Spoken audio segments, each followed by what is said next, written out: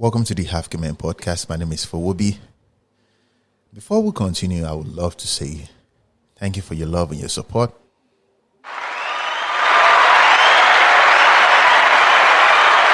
Thank you for everything. I am grateful, humbled.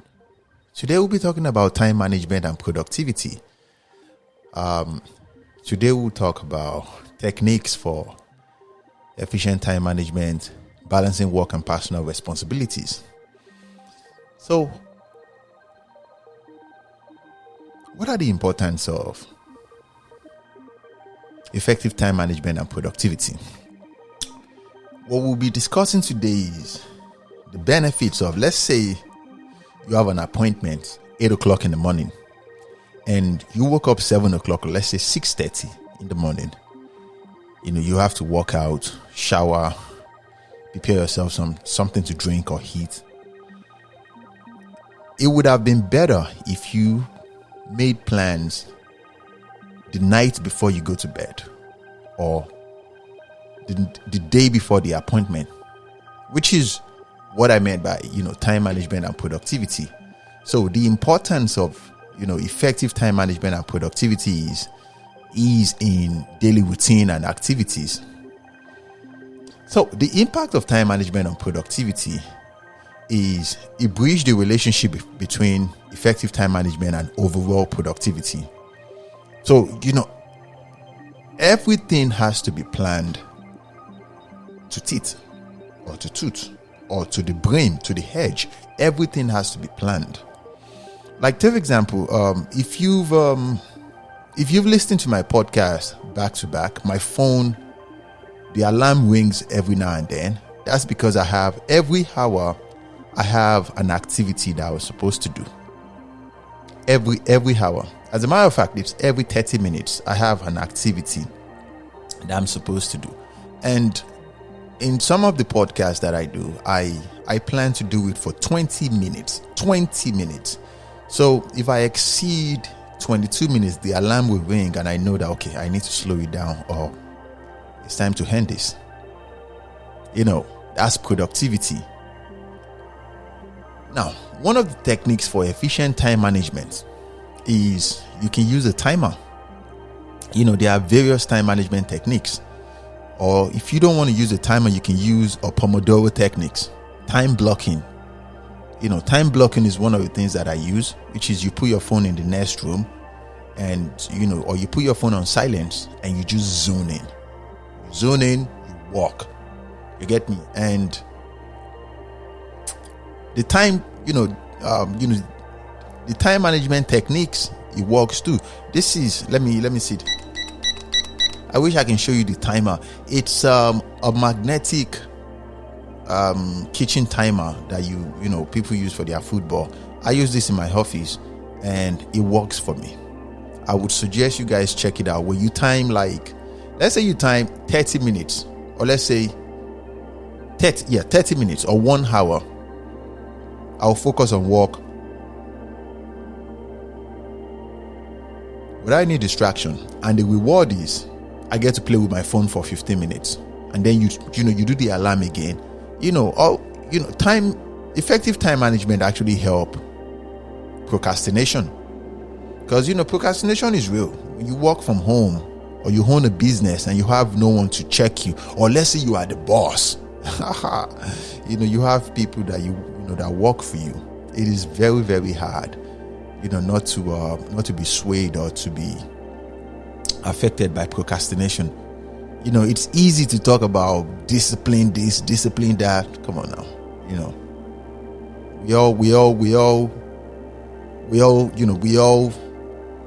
we all deal with procrastination every now and then. Let me put it to you guys that way.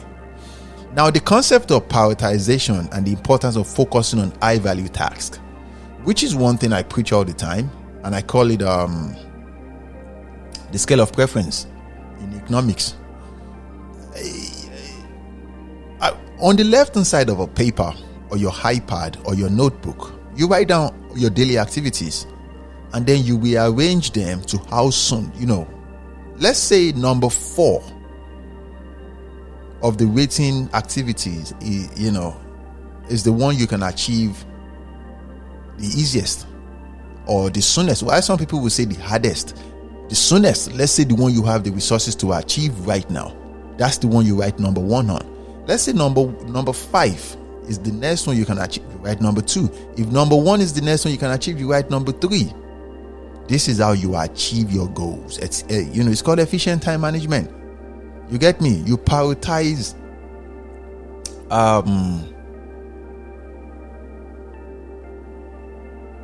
activities. And there's another one called the Eisenhower matrix. The Eisenhower matrix is about prioritization on you taking activities that you start from the hardest, based on the resources you have at hand right now. Like, let's say you're supposed to call 10 people. You get me? But you're not in the right mental state of mind to speak to all 10 of them. You circle 2 or 3 around it and you say, okay, I can accomplish 2 or 3. You get me? And then you put a time where you come back to, let's say 5 o'clock towards the end of the day, to complete the call. Very, very good time management skills to have. For me though, one of my personal experience, related to management strategy was when I was in school doing my master's degree in computer science and I was working for Wells Fargo. It was very, very hard for me. I was everywhere. I wasn't using this time management metrics or anything. I was just, it was more of anything goes. And I even complicated my life. I decided to start a software company towards the end of 2019. It was hard though. But then as you start, going through it, you figure it out. Because, one thing that most entrepreneurs and most people do not talk about is at the inception of a creation, nobody has it figured out. Like everyone just starts. It's just like you jumping, out of a plane and, you hope the parachute doesn't fail on you. It's exactly like that. So from personal experience, I started finding a way to balance myself because, by 12 o'clock, 1 o'clock, I'm tired already. You get me? I started finding a way to balance that, especially when I left the job market in 2022 and I decided to focus on my business for sure. It was even hard with procrastination though. And then being a content creator with my phone, responding to comments, come on now. It can be very, very addictive. So from personal experience, the scale of preference actually helped me a lot. It helped me though to just know, okay, I need to do this. This is priority number 10. This is priority number 7. And I will circle this around all my daily activities. Like, okay, I need to get this done real quick.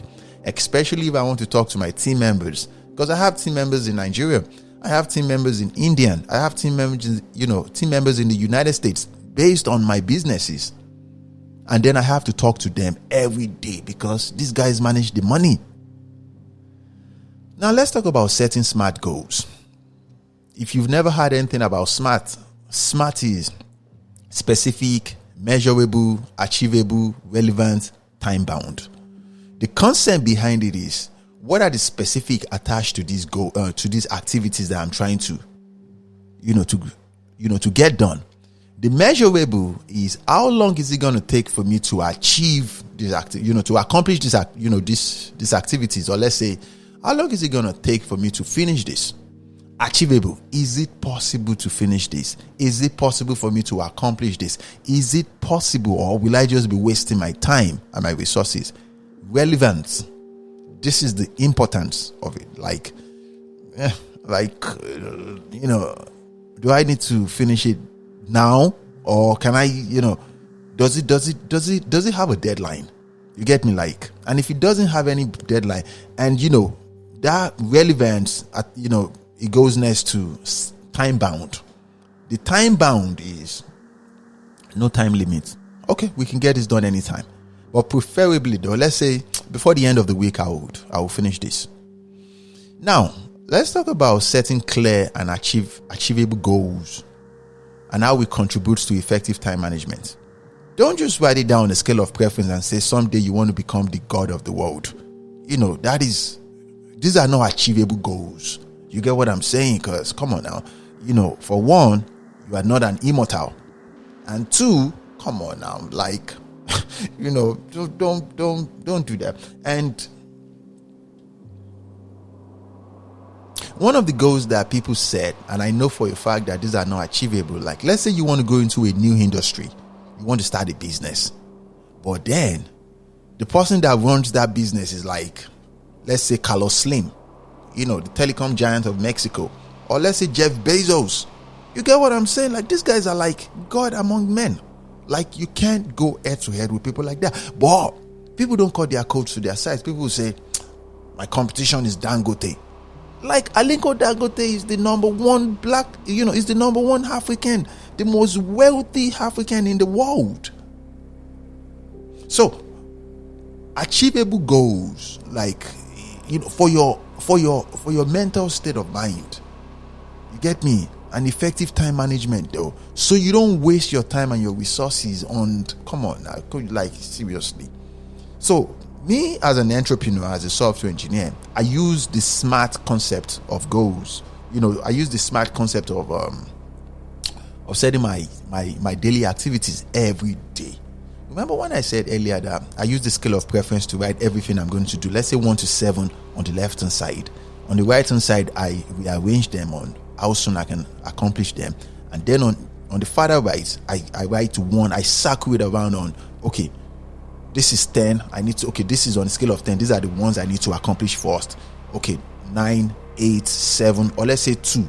So for me though, in my brain, I know that, okay, this one doesn't have no deadline. Okay, I need to talk to them so way. It works for me. It might not work for you, but just check it out. Next one, let's talk about balancing work and personal responsibilities. Oh my God, it can be challenging, especially if you have a family, you have loved ones. Oh my God, the responsibility itself, woo,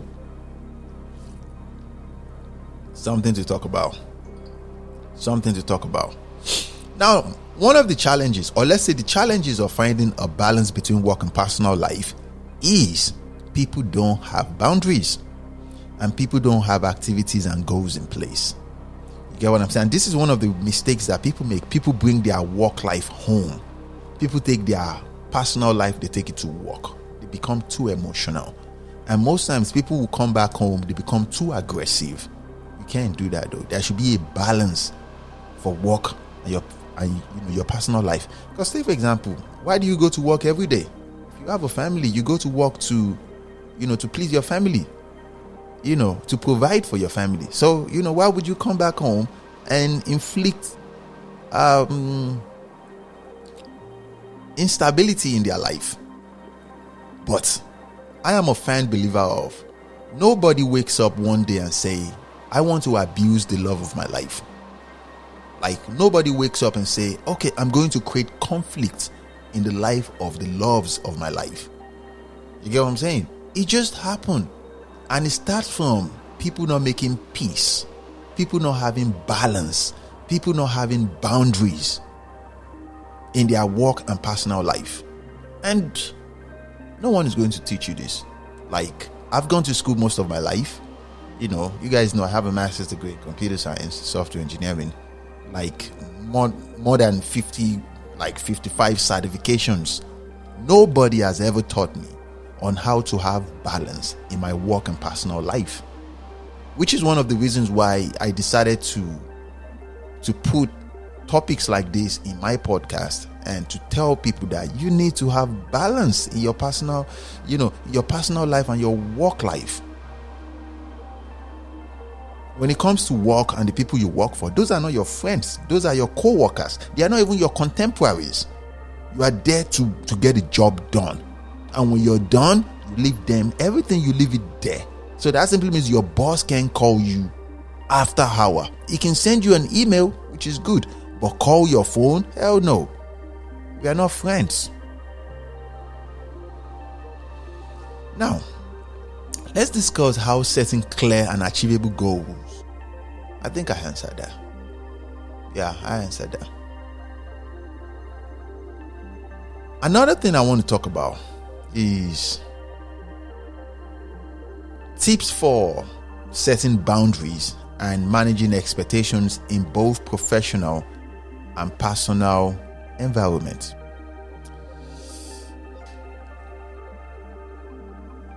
Respect is reciprocal, my good friends. It is reciprocal. Learn how to stand on your likes. Learn to stand on your dislikes. Let people know that I don't like what happened just now. You don't have to be upset when you set boundaries with people. I don't like what you did just now. Can you please don't do that with me again? While some people will gaslight you, immediately you try to check them and say, what do you mean I can't do that no more? You don't. If anyone can control your emotions, you have a lot of work to do on yourself. Learn to remove yourself from the chaos of other people. You get what I'm saying? Because I'm starting to learn new things, especially from this podcast that I operate, the African Man podcast. And what I learn is people can only see things from their perspective. Like, you're wasting your time trying to make anyone see things from your perspective. No, it's impossible. No one can see things from your perspective. What can happen is people can only understand where you're coming from and say, okay, I get what you're saying, or I don't care where you're coming from. And people are like that. But regardless of whatever people say after you try to set boundaries, you learn to stand on it. But be as professional as possible in your work, in your work life. When you're being disrespected by your boss, when you're being disrespected by your co-workers, your team lead, and come on, and you need to understand something. HR, the human resources, they are not your friends. So the fact that you think you can go report somebody, if you can, talk to the most senior team lead or the most senior supervisor or manager around that. Okay, so thing happened. I don't like this dynamics. These people are just too. Man, please don't come at me with. You get me, so. And another thing I want to say is this: when you have clear boundaries, it reflects on your mental self-care, your mental well-being. And you need that self-care, that mental well-being in maintaining a healthy work-life balance. You get what I'm saying? I was reading this article on LinkedIn a couple of days ago, and it said that people are starting to go to a place of work that pay them not just six figures or a lot of money, but to a workplace that provide peace of mind. Peace of mind right now is very, very expensive. So nobody wants to work with a boss or with a company that stresses the life out of you. I have a business too. I don't stress the life of people that work for me. And what I try to do as a leader, as a tech founder, what I try to do is I try to set clear boundaries from the jump, from the beginning of my interaction with my team members. I try to set clear boundaries and let them know what I allow and what I don't allow. You get me? And I don't give third chances. I give second chances. Yeah, I give second chances. If it's okay to sleep and make mistakes every now and then. I do that. But your third chance, though, you are gone. So learn to stand on your boundaries, my good friends. Okay. That's my cup. A cup of tea. Now, let's talk about avoiding procrastination. The common reasons for procrastination and its impact on time management. Social media, my good friends, especially as a content creator, I can speak on this. You get a let's say you get a notification from TikTok or Instagram or Facebook, these social platforms that, 20 people left social comments. You might be tempted to want to go into the social media and you see them. And you just want to check and come back to your work before you know what's up. 2 hours has passed. So what I did for productivity is I turned off all my notifications on all social medias. I turned off all. And I've come to understand something about social media platforms. They need you to be on that platform. They need you to come to that platform. They need you to stay on that platform for as long as they want. And as a software engineer, a tester,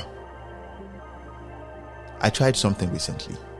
I noticed that if I stay on TikTok for more than 3 hours, let's say I'm doing live show.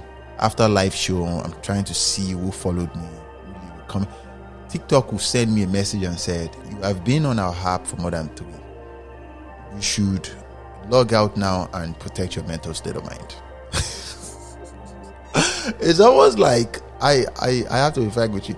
It's almost like, I know for a fact they don't care about my mental well-being, because no social media platform does, but it's like a reminder, it's like a reminder that, okay, I need to take my life seriously. Like, what are you doing on a social media platform for more than 3 hours? But so procrastination is for real, and the impact is, come on, man, like you can't even begin to quantify. So practical tips for overcoming procrastination and staying focused is a timer. You put your phone on silence, complete silence though, and you put your phone in another room. You set a timer in your office space. Then you time it and say, okay, in the next 30 minutes I'm going to zone in, or let's say in the next 1 hour or 2 hours you're going to do zoom into your work and just put your head down. And after that, you can go check your phone for 15 minutes and come back and do the same thing again.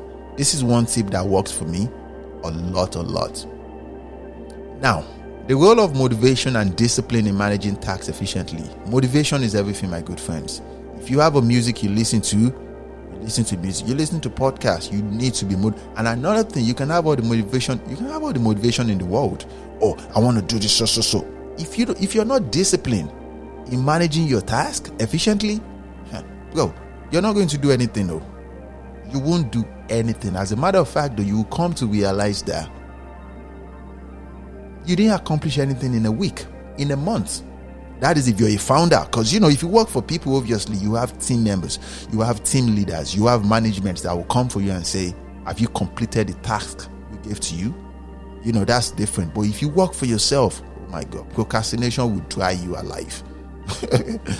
So let's see. Now let's talk about batch processing and multitasking. Batch processing and multitasking is as simple as you write down everything you need to do from, let's say 1 to 10, let's say 1 to 5, let's say 2. You write them down at the same time. And some people will say multitasking is not, it's not good. But as a software engineer, I can say this wholeheartedly. You have to know how to multitask. Because take for example, let's say I'm working on a system right now and it's loading or updating or downloading. Then I can pay attention to other things. Because as a software engineer, if you are uploading to cloud, for example, to cloud database, it's possible for you to take 3 hours or 2 hours or 30 minutes or 20 minutes. That is not the time to go and sleep and chill. You do other things. You focus on the second activity on your list. It's called multitasking. Now, the advantage and disadvantage of each approach, which is batch processing and multitasking. The advantage is, you get your job done faster, real quick though. Now, the disadvantage is it is possible for you to miscalculate. Yes. I noticed something. I work differently if I'm focusing on one task than if I'm multitasking. And people will say it's not good to multitask, but as a software engineer, you have to know how to multitask. You just have to, because you're using different tools, you're using multiple systems at the same time, from your hardware to your cloud to different softwares, different programming language. Come on now, like different tools.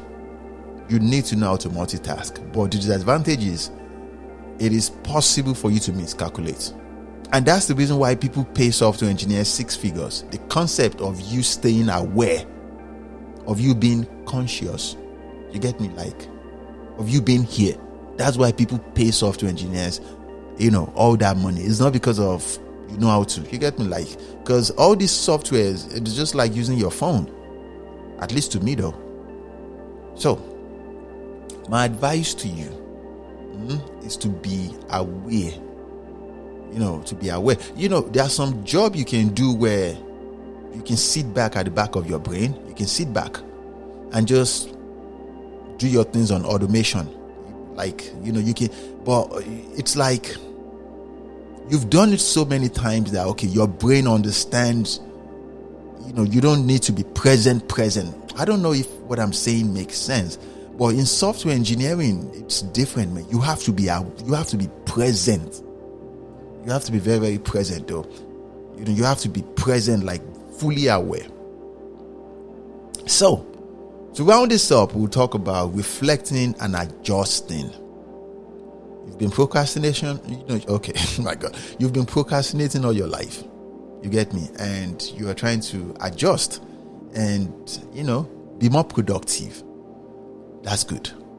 It is not a day thing.